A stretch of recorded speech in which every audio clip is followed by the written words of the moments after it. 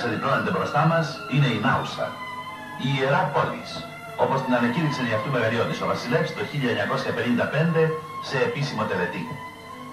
Είναι μια ξεχωριστά ωραία πολιτεία που διατηρεί την ιδιορυθμία της και το χρώμα του παλιού καιρού και της ιστορίας της.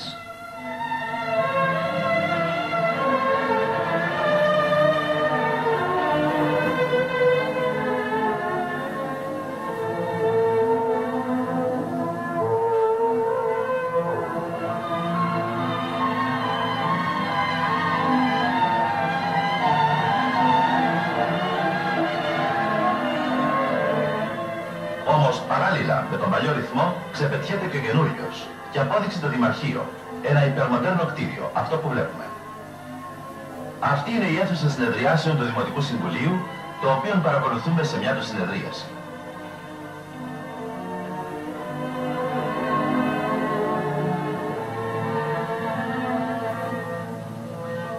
Θαυμάσιοι δρόμοι πλαισιώνουν την πόλη. Να και η λέσχη της ελληνικής βασιλικής χωροφυλακής και το θαυμάσιο εστιατόριό της.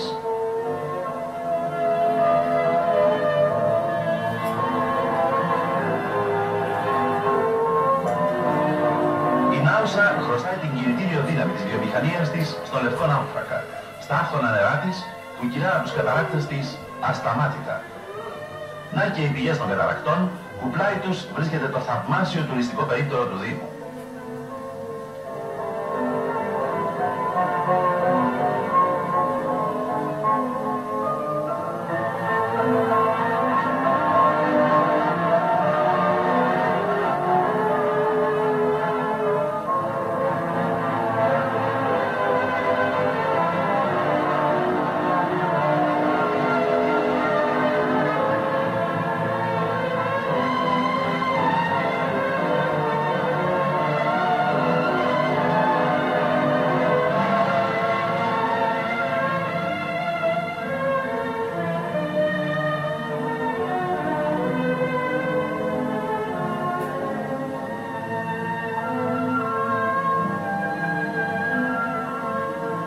Στη Μητρόπολη της Ναούσης γίνεται δοξολογία, στην οποία παρίσταται και ο διοικητής του Δευτέρου Σώματος Στρατού, αντιστράτηγος κ. Νικολόπουλος, ο οποίος προσέρχεται στην δοξολογία που τελείται επ' ευκαιρία της ιστορικής επετείου της πτώσεως των γυναικών της Ναούσης στο γκρεμό Σλοβάνι, για να μην πέσουν στα χέρια των Τούρκων τον καιρό του ξεσηκωμού του γένους. Οι επίσημοι προσέρχονται για να παραστούν στην τελετή του αγιασμού στον ιερό τόπο της θυσίας. Ο διοικητής του Δευτέρου Σώματος Στρατού, αντιστράτηγος κ. Νικολόπουλος, ο δήμαρχος της Θεσσαλονίκης κ. Πατρίκιος, ο Γενικός Γραμματέας της Γενικής Διοικήσεως Βορείου Ελλάδος κ. Γκαϊτατζής, ο Δήμαρχος Ναούσης κ. Αλέξανδρος Χωνός, ο Μέραρχος Υποστράτηγος κ. Σταμπουλάρης, ο Νομάρχης κ. Τσούκτσης και ο Πρίτανης του Πανεπιστημίου Θεσσαλονίκης κ. Καβασιάδης.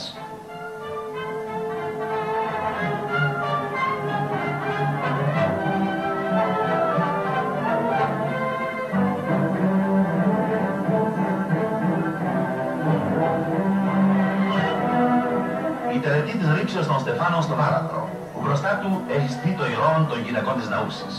Εδώ, σε αυτό ακριβώς το σημείο, οι ηρωικές Ελληνίδες προτίμησαν να χάσουν τη ζωή τους παρά την ελευθερία τους.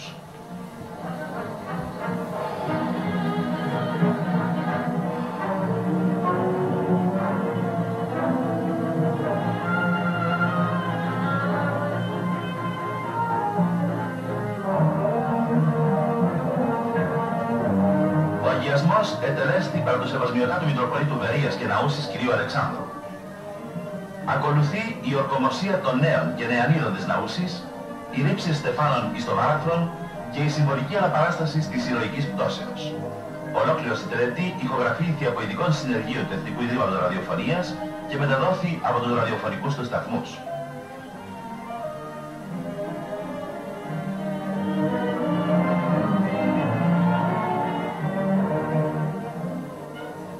Ακολουθεί η παρέλαση των τιμημάτων του στρατού μας μπροστά στους επισήμους.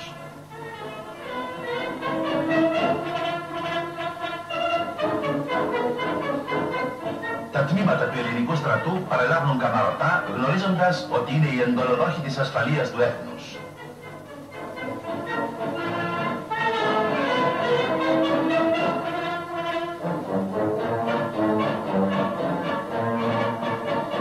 Κάτω από τους ήχους της στρατιωτικής μουσικής, τα παλικάρια μας βαδίζουν περήφανα.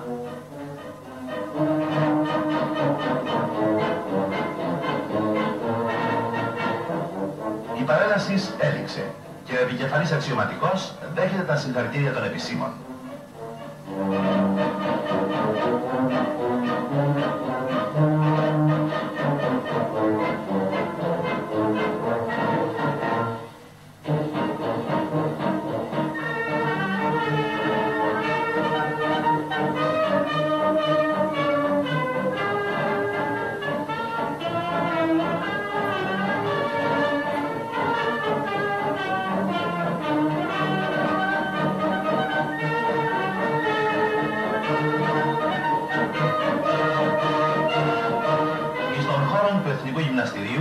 Γίνεται η αναπαράσταση της θυσίας των γυναικών της Ναούσης, που έχει πάρει τον συμβολικό τίτλο «Το Ολοκαύτωμα» και που εξετελέστη σε επιμέλεια του γυμναστού κυρίου Ελευθεριάδη και του Δευτέρου Σώματος Στρατού.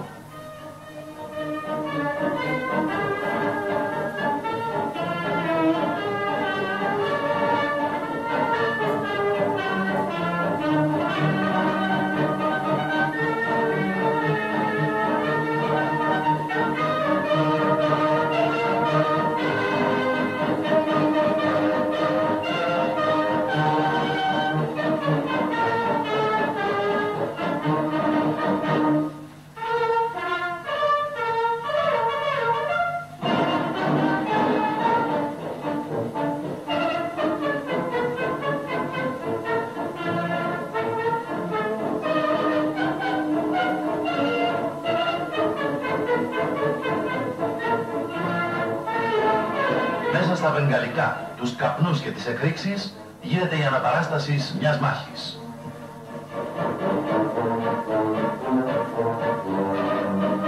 Οι στρατιώτες μας, και από την άσκηση ακόμα, και από τον καιρό της ειρήνης, δείχνουν τι είναι σε θέση να προσφέρουν όταν η πατρίδα τους το ζητήσει.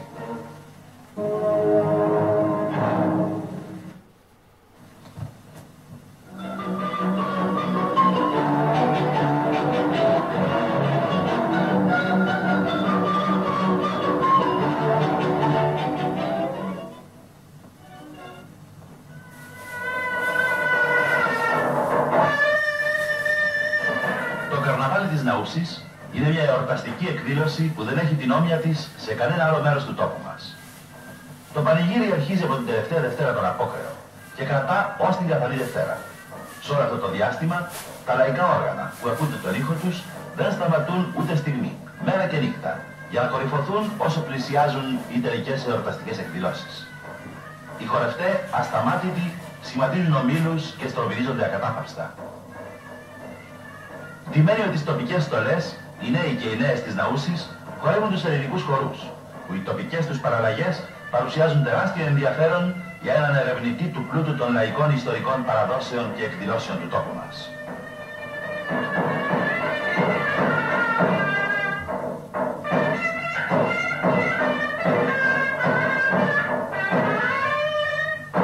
Οι αυτοσχέδιες μεταμφιέσεις δίνουν και παίρνουν.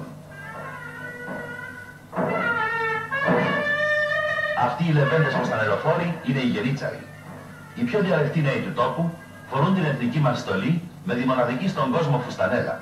Η στολή καταντάει ασήκωτη από τα χρυσά φλουριά. Όσο πιο πολλά είναι αυτά τα φλουριά, τόσο καλύτερη και πιο πετυχημένη θεωρείται και η εμφάνιση του χορευτού. Οι μάσκες δεν βγαίνουν από τα πρόσωπα όλη την τελευταία εβδομάδα του καρναβαλιού. Τα πρόσωπα τα βλέπουμε μόνο την καθαρή Δευτέρα, που αντίθετα από ό,τι γίνεται σε όλη την Ελλάδα, στην Άουσα ψήνουν αρνιά, διότι η νηστεία της Σαρακοστής αρχίζει την Τρίτη. Ένας άλλος ωραίος συμβολισμός είναι και οι μασκοφορεμένες κοπέλες που βλέπουμε. Είναι οι μπούλες, που τον καιρό του ξεσηκωμού του γένους, μασκοφορεμένες, διενεργούσαν εράνους για τον αγώνα μπροστά στα μάτια των Τούρκων. Οι μπούλες δεν βγάζουν τη μάσκα ούτε την καθαρή Δευτέρα. Αυτό το επιβάλλει η παλιά παράδοση και έθιμο του τόπου.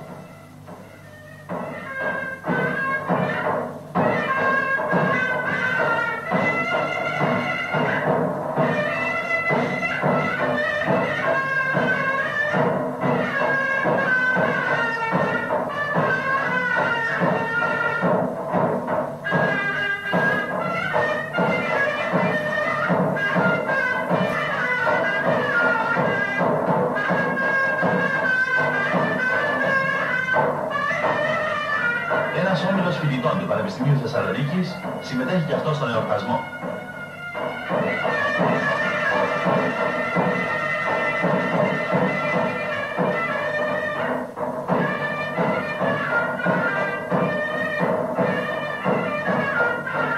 Τα παιδιά των σχολείων, ντυμένα με εθνικές στολές και με στολές κάθε άλλου είδους, συμμετέχουν και αυτά με τον τρόπο τους.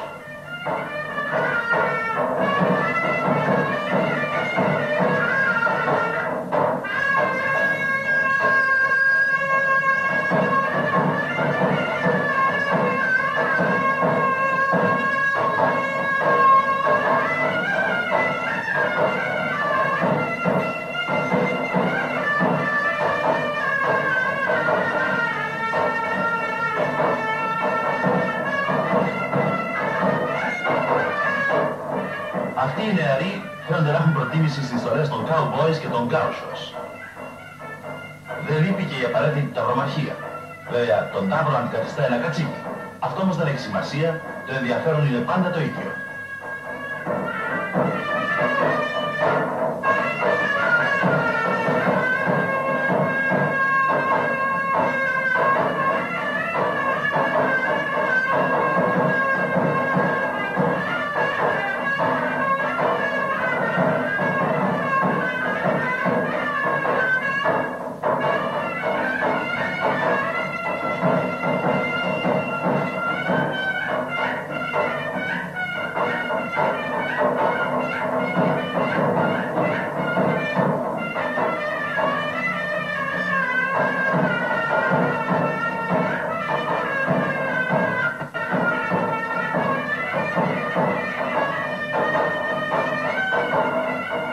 Να και η αναπαράσταση του άρματος του Αχιλλέως που σέρνει το σώμα του Έκτορος. Τον Αχιλλέα υποδίεται ένα λεβεντόκορμο παλικάρι του τόπου.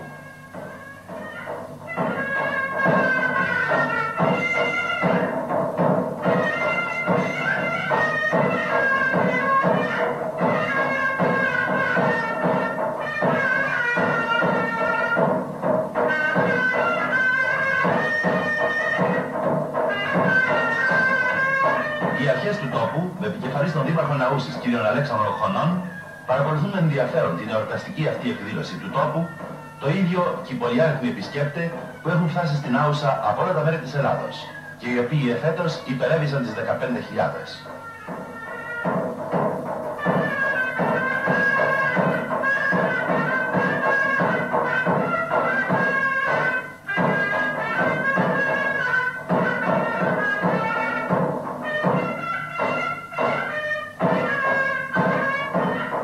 Όταν οι χοροί τελειώνουν και οι χορευτές δέχονται τα συγχαρητήρια των αρχών, χαιρετούν με τον δικό τους τρόπο, δηλαδή χοροπηδώντας επί τόπου, έθιμο κι αυτό της περιοχής.